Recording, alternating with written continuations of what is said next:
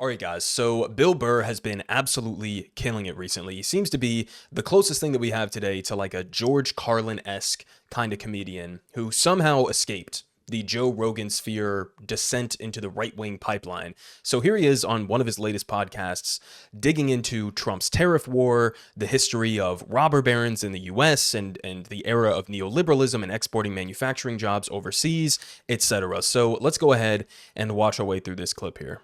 That tariff stuff and all of that, and what it was doing to the stock market, and then everybody jumped in, and it looked like just this big manipulation of the market so that rich people could get even richer. And then, poor people could still chant USA, USA at a UFC event. I literally do not understand what's going on. First of all, I might be wrong on this.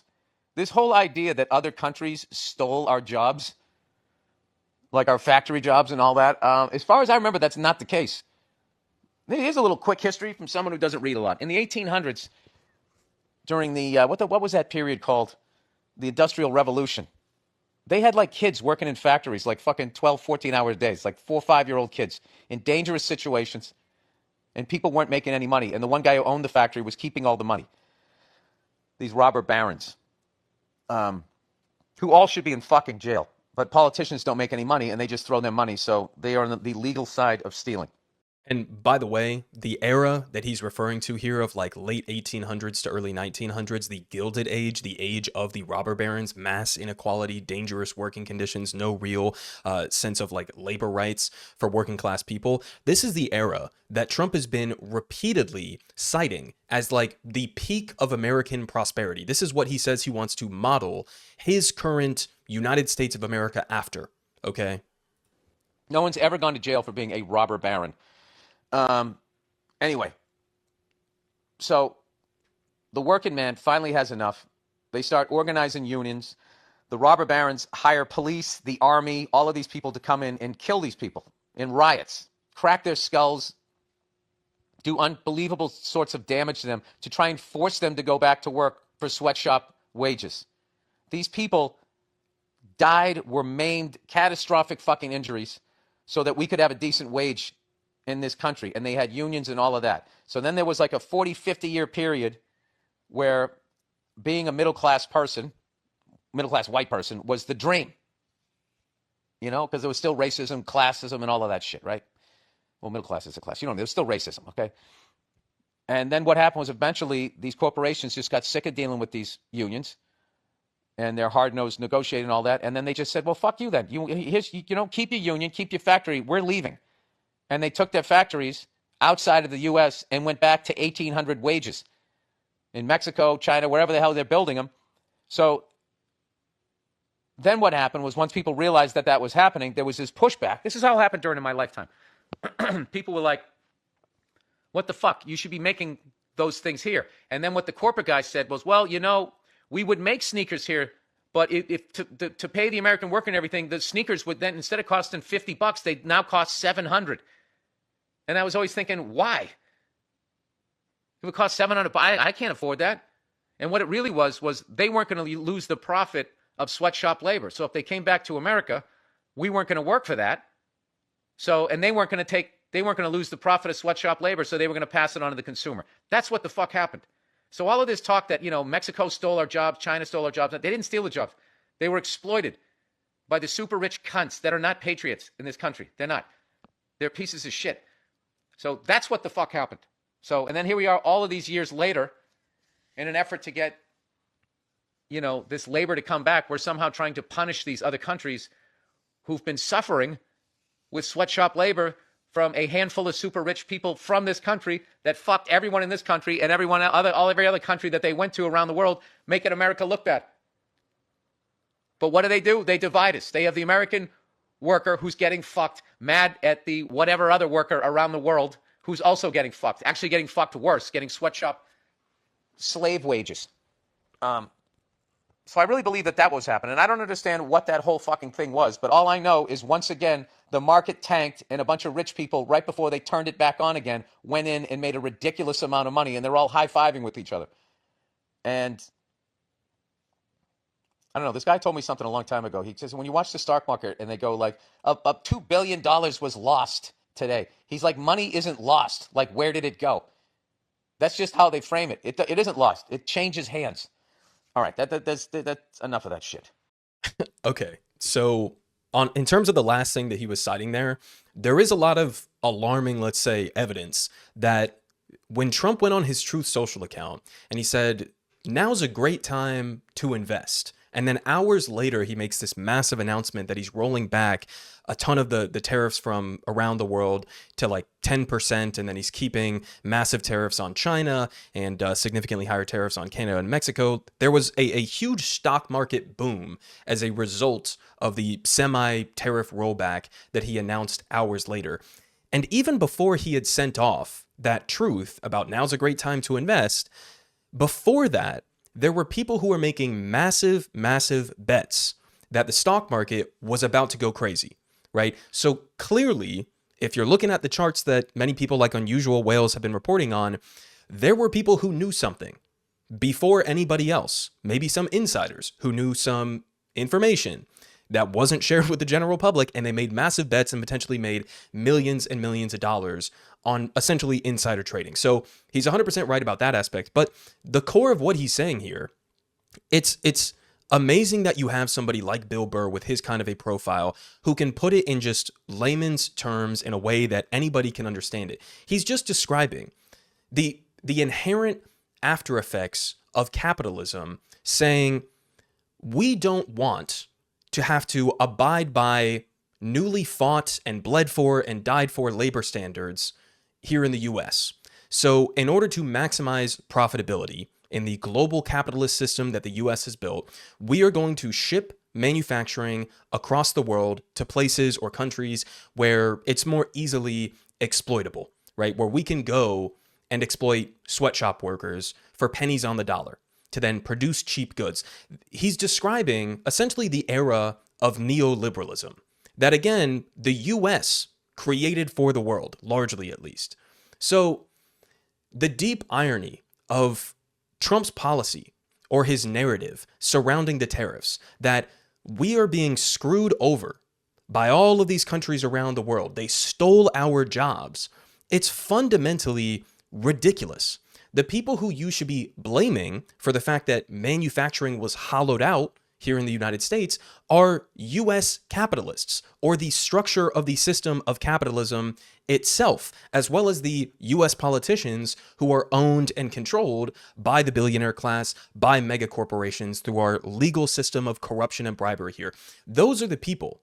That is the system that made an active decision to ship jobs overseas to exploit cheap labor, right? That was not China or Vietnam or Canada or Mexico or whoever else stealing our jobs, right? That was US corporations deciding to do that for profitability reasons. And again, this was ushered in largely by the United States of America. This is the global system we chose to create.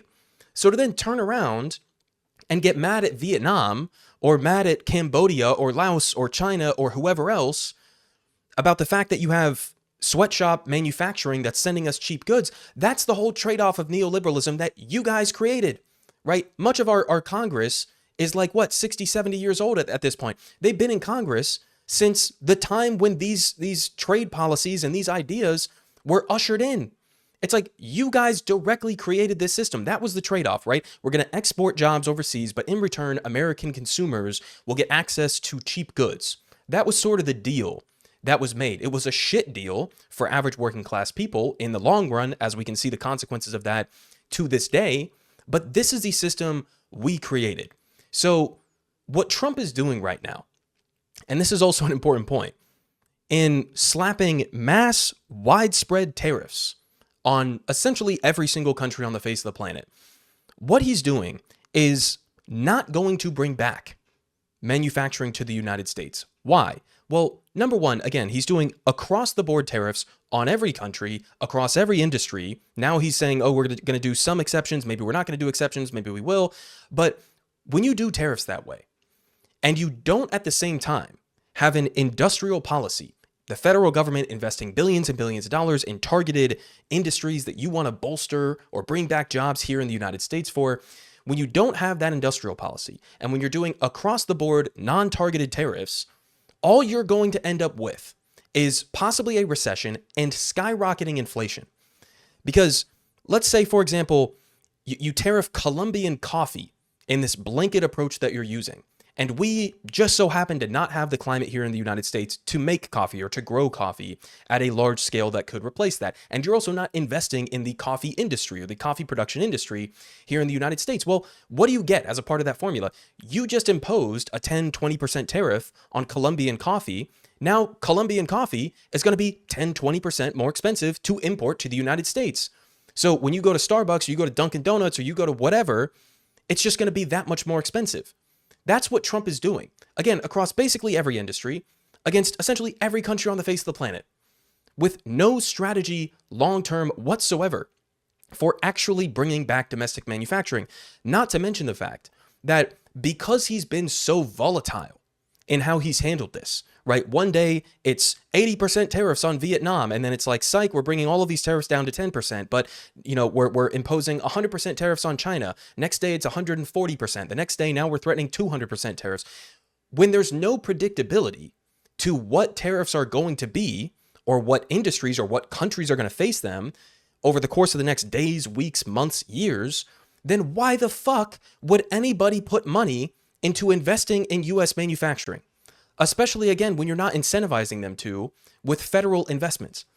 Why would anybody bet on the future of the U.S. economy when you're completely changing the rules on a literally daily or sometimes hourly basis with no real, like, even seeming standards or goals to what you're doing?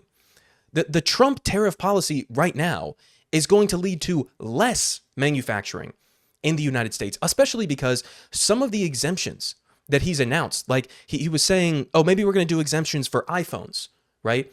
Well, if you wanted to bring iPhone manufacturing to the United States and you're still tariffing all of the component parts that go into an iPhone, but you're doing an exemption for iPhones themselves, then what did you just incentivize? You just made it cheaper for somebody to import the finished product, the iPhone, than the component parts that make up the iPhone. And apply this across every industry. This is how he's doing this. And at the same time, using the possibility of exemptions or carve-outs for the tariffs to get every billionaire and every mega corporation and every country to come groveling to his feet so that he can be the all-powerful Lord in this situation. Do me some favors, right? And then I'll potentially think about giving you an exemption. This is the delusional state of the Trump policy. It's only going to lead to skyrocketing inflation, potential job losses, potentially plunging us into a recession, and also, by the way, making it so that the entire rest of the world fucking hates us and is cozying up closer and closer to China. And there was even a quote a couple of days ago where Trump said, yeah, we might make countries choose between the US and China. Why would anybody choose the United States over China? China is much more stable. They have a much larger manufacturing base to produce goods. They have a much larger labor force. Why would anybody choose the United States right now? We're a chaotic clusterfuck of a country. Not to mention that we're also spiraling down this fascistic authoritarian lane. So credit to Bill Burr for staying in this lane that he's been in. I don't know what the difference is between him and the Joe Rogans of the world or all of these other sort of right-wing reactionary comedians and what sort of broke their brains over the last couple of years, but Bill Burr is absolutely killing it. Politic guy has the best politics. Believe me, no one does it like him.